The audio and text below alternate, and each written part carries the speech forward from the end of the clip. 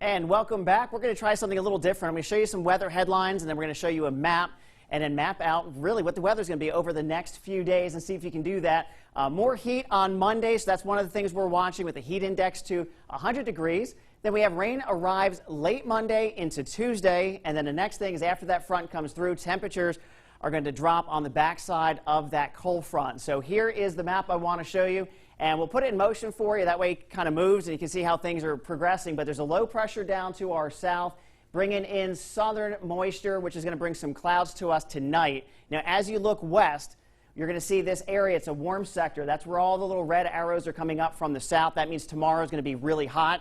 And then right behind it, we've got some rain leading up to a cold front. That'll be Monday night. And then on the back edge of it, you can see all those blue lines and that high pressure, which means it's going to move into the area. It's going to become sunny and much cooler. So we'll put this into practice right now for you with our future tracker. We take a look at some of those mix of clouds that we talked about tonight. Then tomorrow morning, we still have a little clouds, especially around D.C. and points east. But then throughout the day, we've got that sunny weather, real hot temperatures. That's where we saw the warm sector. This is before the front arrives. That's when we get some of those storms moving through Monday night.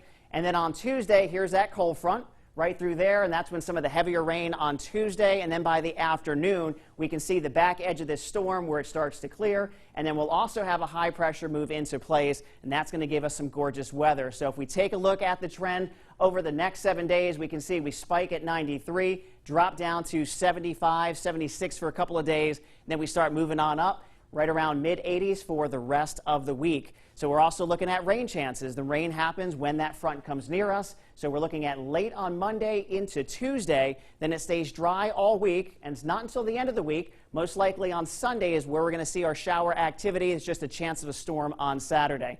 So for tomorrow, especially with that front coming through, we are looking at an area where we are under a marginal risk in that kind of the darker green color. And then once you get to that yellow area, that's a enhanced or a little bit slight risk. And then those are areas that we want to watch out for some of those storms to pop out. So pay attention tomorrow. We'll keep you up to date. But for tonight, we're looking at warm temperatures, 73. If you look outside right now, you've got some moments where it's clear skies, others where there's still some clouds. And then we've also got some light winds. And then tomorrow, if you want to head out to the park, we're going to be in the 90s. We're going to have sun and clouds all throughout the afternoon. So it's a good day if you want to get out there. But more importantly, now your 7-day forecast. We showed you the next 3 days, that warm weather, that rain coming through on Tuesday, temperatures dropping. Very pleasant on Wednesday and Thursday as we're pretty close to the 70s and 80s. And then by the end of the week, we get back into the mid-80s with a chance of a kind of a late storm on Saturday and then scattered showers on Sunday. And that's a look at your 7-day forecast.